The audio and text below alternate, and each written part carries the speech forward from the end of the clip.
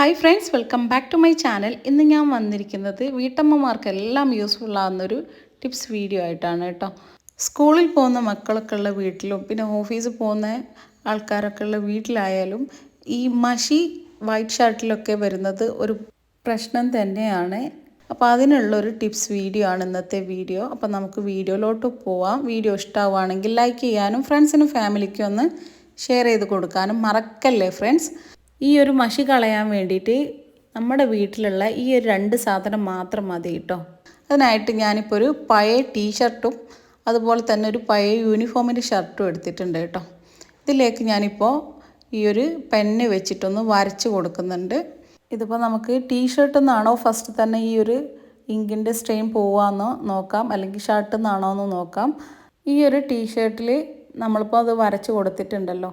ഇനി ഇതിലേക്ക് ആവശ്യമായിട്ടുള്ള ഒരു സാധനം എന്ന് പറയുന്നത് ഡെറ്റോളാണ് കേട്ടോ.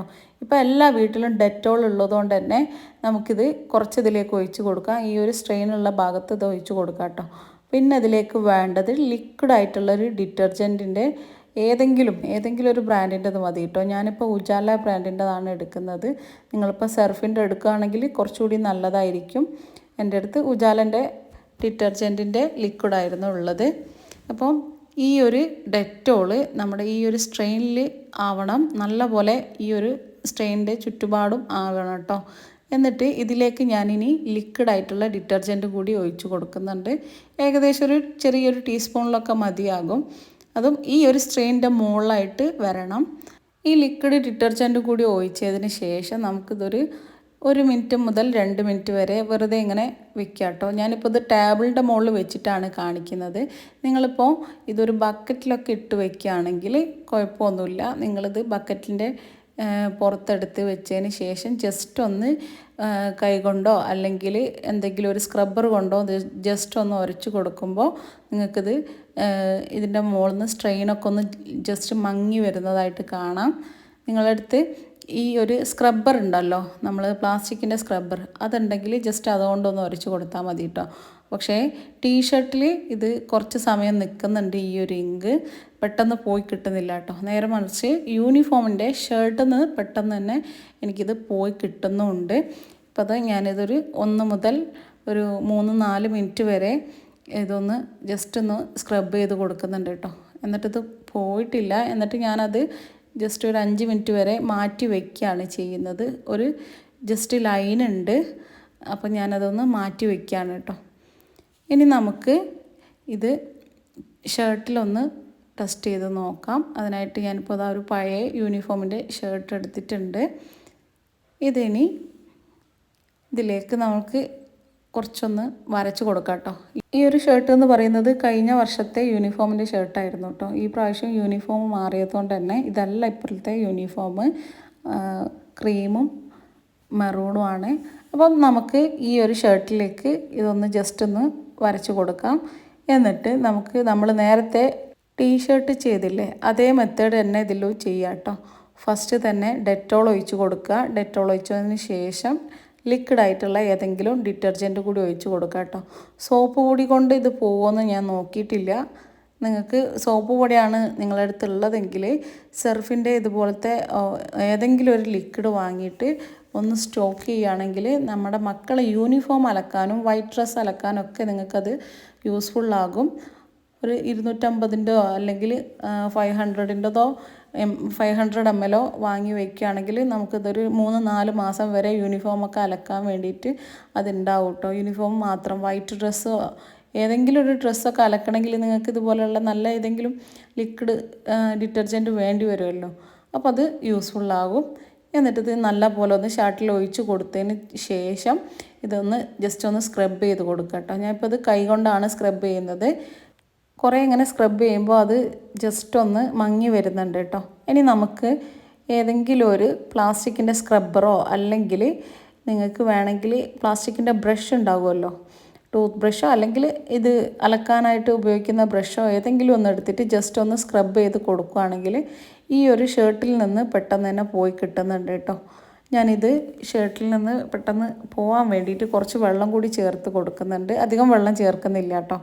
ജസ്റ്റ് ഒന്ന് നനയ്ക്കാൻ വേണ്ടിയിട്ട് കുറച്ച് വെള്ളം കൂടി ചേർത്തിട്ട് നല്ലപോലെ ഒന്ന് സ്ക്രബ് ചെയ്തെടുക്കുക.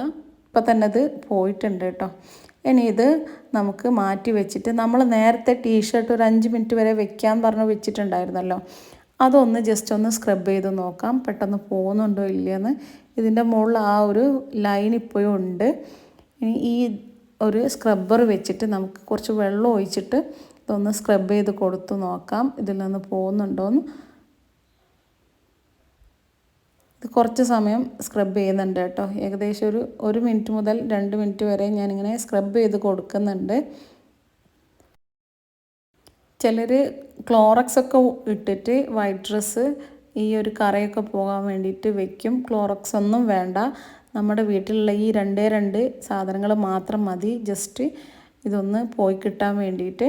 ഇപ്പോൾ അത് ഞാൻ നല്ലപോലെ ഒന്നുകൂടി ഇതുപോലെ കൈ കൊണ്ടൊന്ന് സ്ക്രബ് ചെയ്ത് കൊടുക്കുന്നുണ്ട് കേട്ടോ. എന്നാലും ജസ്റ്റ് ഒരു ലൈൻ ഉണ്ട്. ഇനി നമുക്ക് ഇതൊന്ന് വെള്ളത്തിലിട്ടിട്ട് ഇതൊന്ന് പിഴിഞ്ഞെടുത്തിട്ട് നമുക്ക് നോക്കാം ഇതിലുള്ള ഈ ഒരു ഇങ്ക് പോയിട്ടുണ്ടോ ഇല്ലയെന്ന്. ഇപ്പം ഞാനിത് അടുക്കളയിലെ സിങ്കിലിട്ടാണ് കേട്ടോ കഴുകുന്നത്. അടുക്കളയിലെ സിങ്കൊക്കെ ക്ലീൻ ചെയ്തതാണ്, അതുകൊണ്ടാണ് ഇതിലിട്ട് കഴുകുന്നത് കേട്ടോ. അപ്പോൾ ഇത് നല്ലപോലെ ഒന്ന് സ്ക്രബ് ചെയ്തിട്ട് നമ്മളിതൊന്ന് വെള്ളത്തിലിട്ട് നല്ലപോലെ ഒന്ന് വാഷ് ചെയ്തെടുക്കുക. വാഷ് ചെയ്തെടുക്കുമ്പോൾ ഈ ഒരു ബനിയനിലുള്ള ഈ ഒരു ലൈന് പോയിട്ടില്ല കേട്ടോ. നേരെ മറിച്ച് യൂണിഫോമിൻ്റെ ഷർട്ടിലുള്ള ഒരു ലൈനും ഇല്ലാതെ തന്നെ നമുക്ക് കിട്ടിയിട്ടുണ്ട്. നല്ല പോലെ ക്ലീനായിട്ട് കിട്ടിയിട്ടുണ്ട് കേട്ടോ. നിങ്ങൾക്ക് ഞാൻ 2 ഫോട്ടോസും ഞാൻ കാണിച്ചു തരാം. ഇപ്പോൾ ഇതാ ഇതിലുള്ള ഈ ഒരു ലൈന് ജസ്റ്റ് ഒന്ന് മങ്ങിയതായിട്ടുണ്ട് കേട്ടോ. നല്ല പോലെ കാണുന്നില്ലെങ്കിലും ജസ്റ്റ് നല്ല പോലെ സൂക്ഷിച്ച് നോക്കിയാൽ ജസ്റ്റ് ഒരു ലൈന് കാണുന്നുണ്ട്. അപ്പോൾ ഇനി നമുക്ക് ഷർട്ടൊന്ന് നല്ല പോലെ ഒന്ന് ഈ ഒരു വെള്ളത്തിലിട്ടിട്ട് വാഷ് ചെയ്തെടുക്കാം. ഷർട്ടിൽ ഇപ്പോൾ തന്നെ ഇത് നല്ല പോലെ പോയി കിട്ടിയിട്ടുണ്ട് കേട്ടോ. ഇതിൽ ഒരുപാട് ലിക്വിഡ് ഉള്ളതുകൊണ്ട് തന്നെ കുറച്ച് സമയം ഇതൊന്ന് വാഷ് ചെയ്തെടുക്കേണ്ടി വരുന്നുണ്ട്. ഒരു 2-3 തവണ വാഷ് ചെയ്യുന്നുണ്ട് കേട്ടോ. എങ്കിലേ ഇതിലുള്ള ഈ ഒരു സോപ്പിൻ്റെ ലിക്വിഡ് ഉണ്ടല്ലോ, ഈ ലിക്വിഡൊക്കെ പോയിട്ട് നമുക്ക് നല്ലപോലെ കിട്ടുള്ളൂ. അതുകൊണ്ട് തന്നെ ഇത് നല്ലപോലെ വാഷ് ചെയ്തെടുക്കണം. നിങ്ങൾ എടുക്കുമ്പോൾ കുറച്ച് ലിക്വിഡ് ആക്കിയാൽ മതി, അധികമായി പോകാണ്ട് നോക്കിയാൽ മതി കേട്ടോ. ഇപ്പോൾ അത് ഞാനിത് നല്ല പോലെ ഒന്ന് വാഷ് ചെയ്തെടുക്കുന്നുണ്ട്. ഇതിലുള്ള സ്ട്രെയിന് മൊത്തമായിട്ട് തന്നെ പോയി കിട്ടിയിട്ടുണ്ട്. നിങ്ങൾ ഈ ഒരു ഇങ്ക് ടീഷർട്ടിലോ ഷർട്ടിലോ ഒക്കെ ആയിട്ട് ബുദ്ധിമുട്ടുന്ന ആൾക്കാരാണെങ്കിൽ ഇതുപോലെ ഒന്ന് ട്രൈ ചെയ്ത് നോക്കുക. നിങ്ങൾക്ക് എല്ലാവർക്കും ഈ ഒരു വീഡിയോ യൂസ്ഫുൾ ആവുമെന്ന് വിചാരിക്കുന്നു. യൂസ്ഫുൾ ആയിട്ടുണ്ടെങ്കിൽ വീഡിയോ ലൈക്ക് ചെയ്യാനും ഫ്രണ്ട്സിനും ഫാമിലിക്കൊക്കെ ഒന്ന് ഷെയർ ചെയ്ത് കൊടുക്കാനും മറക്കല്ലേ ഫ്രണ്ട്സ്. ഇപ്പോൾ ഇതാ നല്ല പോലെ ഇത് ഈ ഒരു ഇങ്ക് പോയി കിട്ടിയിട്ടുണ്ട് കേട്ടോ. ഇനി ഞാനിത് ഈ ഒരു സ്ലാബിൽ വെച്ചിട്ട് കാണിച്ചു തരാം. ഇതാ ഈ ഒരു ഷർട്ടിൽ ഇപ്പോൾ ഇങ്കിൻ്റെ ഇങ്ക് നമ്മൾ ഇതിലേക്ക് ഒരു പെന്ന് കൊണ്ട് വരച്ചെന്ന് പോലും കാണാനില്ല. നേരെ മറിച്ച് ടീഷർട്ടിൽ ചെറിയതായിട്ട് കാണാനുണ്ട് കേട്ടോ. ടീഷർട്ടിൽ നിന്ന് പെട്ടെന്ന് പോയി കിട്ടുന്നില്ല. ഈ ഒരു 2 തുണിയുടെയും വ്യത്യാസമാണത്.